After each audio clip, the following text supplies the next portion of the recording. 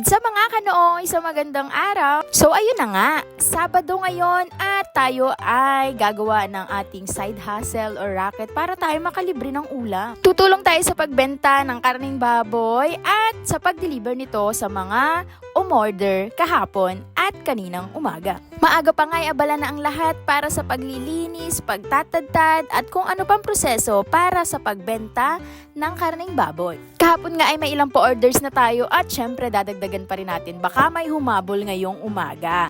300 pesos nga pala ang kilo nito, batang-bata yung baboy. Mas mura ang kilo kesa sa palengke. At sariling baboy, sariling katay ang karning ito. Sariwang-sariwa, napakasarap ihawin, prituhin, adobo o kung ano mang gusto nyong luto ngayong Sabado. Napakaganda nga pala ng ilog ngayon at dito sila diretsyong naglilinis ng karning baboy. Pasintabi nga po pala sa mga kapatid nating Muslim at sa mga taong hindi kumakain ng karning baboy. Paminsan-minsan din ay parang natatakam tayo at namimiss natin po ang lasa ng karning baboy at dahil busy tayo sa ating mga trabaho at sa paaralan ay bihira po tayo makapagluto. Wala tayong masyadong time kaya kapag Sabado or Linggo o pag holiday, nakakapagluto tayo ng ganitong masasarap na ulam. Meron nga pala tayo ditong free ulam, prinito, yung buntot, chicharong bulaklak. Kapag nagluluto nga pala ng karning baboy o nagpiprito, ay kahit konting langis lang or mantika ang ating ilagay kasi maglalangis ng kanya ang karning ito. Masarap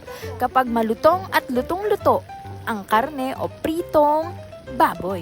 Shoutout nga din po pala at maraming salamat sa mga bumili at nag-order sa amin ng karning baboy kasi alam nyo ba, nakalibre kami ng ulam para sa araw na ito. Yun ang aming upa para sa pagtinda at pagpapa-order ng karning baboy. Dahil doon, nakaraos na naman po tayo ng isang araw. Maraming salamat po kay na Sir Ranel, kay Mama Jonah, kay Mama Vic, at kay Sir Carlo. At syempre sa akin, napakagandang pinsan na si Didit sa kanilang pag-order. Maraming salamat at sa uulit. Kapag wala nga tayong masyadong ginagawa pa, ay gawin nating pakinabang ang ating bawat oras. Dahil Sabado ay pwede namang mamaya na lang maglaba.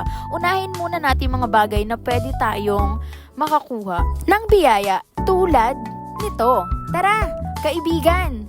Kain tayo. Shoutout nga pala kay na Mama Mayan dyan. Salamat po sa libreng ulam. Salamat din po kay Tatay Luna dyan sa sitio Haino. Sa pag-deliver nga pala namin ng karne ay nakita pa namin itong si Idol Esnev TV. Shoutout sa'yo. Maraming salamat sa panonood.